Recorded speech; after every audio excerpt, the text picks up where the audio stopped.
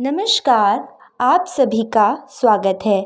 आज हम बात करने वाले हैं बसंत पंचमी के बारे में। आखिर क्यों बनाया जाता है बसंत पंचमी का त्यौहार और इससे जुड़े कुछ तथ्यों और कहानी के बारे में। चलिए इसे शुरू करते हैं। वर्ष की सारी ऋतुओं में वसंत को सभी ऋतुओं का राजा माना जाता है। इसी कारण इस दिन को वसंत पंचमी भी कहा जाता है।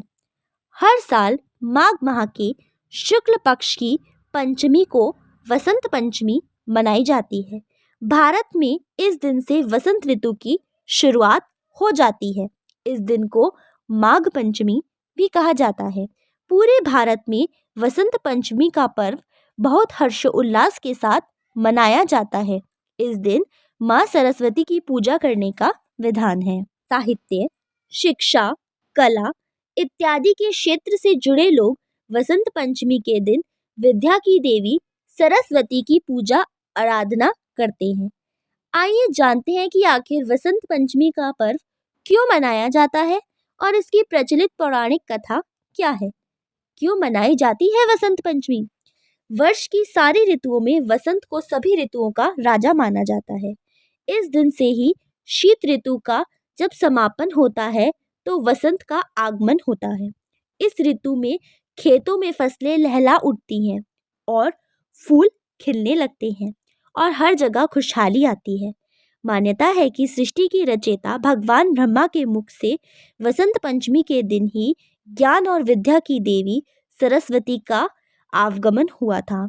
इसी वजह से ज्ञान के उपासक सभी लोग वसंत पंचमी के दिन अपनी आराध्य देवी माँ सरस्वती की पूजा अर्चना करते हैं। आइए जानते हैं वसंत पंचमी की पौराणिक कथा। वसंत पंचमी को लेकर कई पौराणिक कथाएं प्रचलित हैं। मान्यता है कि सृष्टि के रचयिता भगवान ब्रह्मा ने जीवों और मनुष्यों की रचना की थी। उन्होंने इस बात का ध्यान रखा कि वातावरण बिल्कुल शांत रहे और इसमें किसी की वाणी ना हो। यह सब करने के बाद भी ब्रह्मा जी संतुष्ट नहीं थे। सृष्टि की रचना के बाद से ही उन्हें सृष्टि सुनसान और निर्जन नजर आने लगी। तब ब्रह्मा जी ने भगवान विष्णु जी से अनुमति लेकर अपने कमंडल से पृथ्वी पर जल छिड़का। कमंडल से धरती पर गिरने वाले जल से पृथ्वी पर कंपन हुए और एक अद्भुत शक्ति के रूप में चतुर्भुजी 4 भुजाओं वाली सुंदर स्त्री प्रकट हुई। इस देवी के एक हाथ में वीणा और दूसरे हाथ में वर मुद्रा होती है।